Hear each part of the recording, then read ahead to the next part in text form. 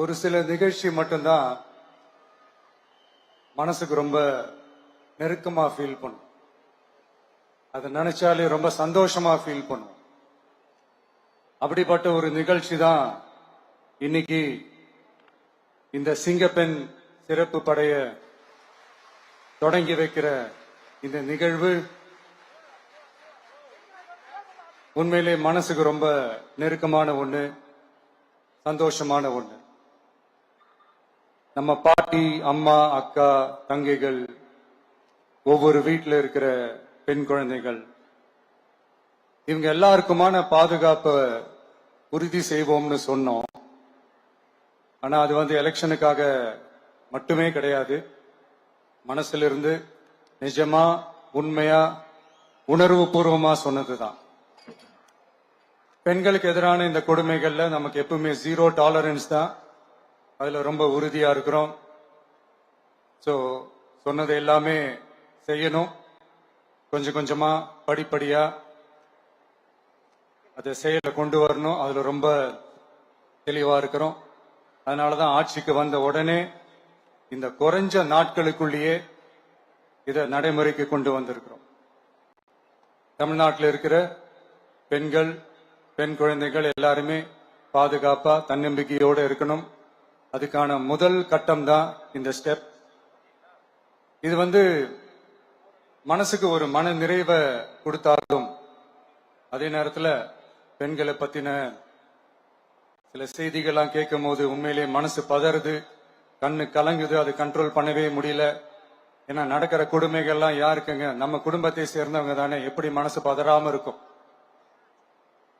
அதனால பெண்களுக்கு எதிராக இதெல்லாம் ஏன் நடக்குது, எதுக்கு நடக்குதுன்றது மத்தவங்க மாதிரி ரீல்ஸ்லயும் இன்ஸ்டாலையும் தேடிட்டு இருக்க முடியாது. ரியாலிட்டிய புரிஞ்சுக்கணும்.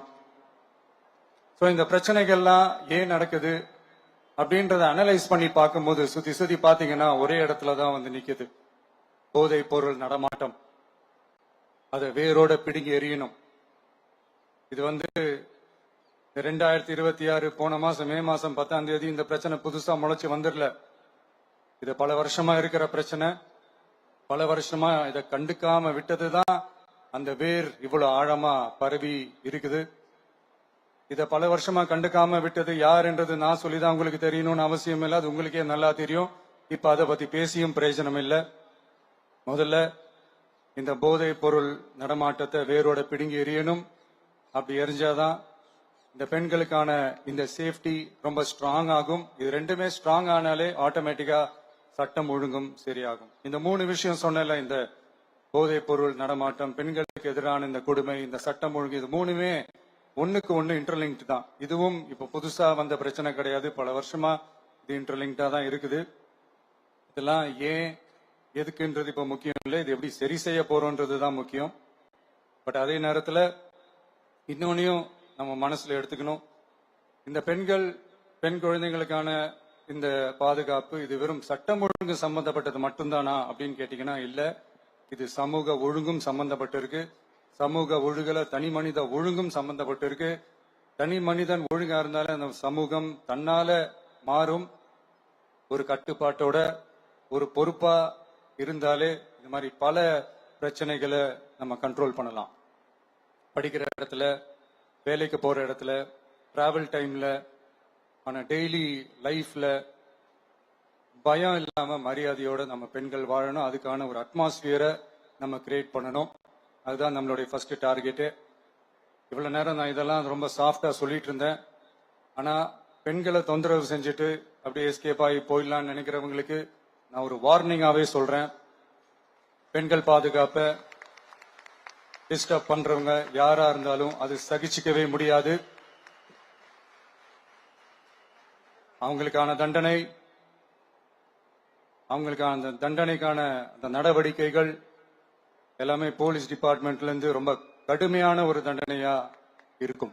கடுமையான ஒரு நடவடிக்கைகளா இருக்கும். அந்த தண்டனை, அவங்களுக்கான அந்த சார்ஜ் ஷீட் எல்லாமே ரொம்ப ஃபாஸ்டா, ஸ்பீடா அது செயல்படுத்தப்படும். என்ன ஒண்ணு, அந்த ஸ்பீட்ல நிரபராதிகள் யாரும் தண்டிக்கப்பட்டிருக்கூடாது. இதையும் காவல் அதிகாரிகள் மைண்ட்ல எடுத்துக்கணும். தப்பு செஞ்சவங்களுக்கு மட்டுமே அந்த உண்மையான கடுமையான தண்டனை கோர்ட் மூலியமா வாங்கி தரணும். அப்பதான் அதை பார்த்து தப்பு செய்ய நினைக்கிறவங்களுக்கு கூட தப்பு செய்யக்கூடாதுன்ற அந்த ஒரு பயம் வரணும்.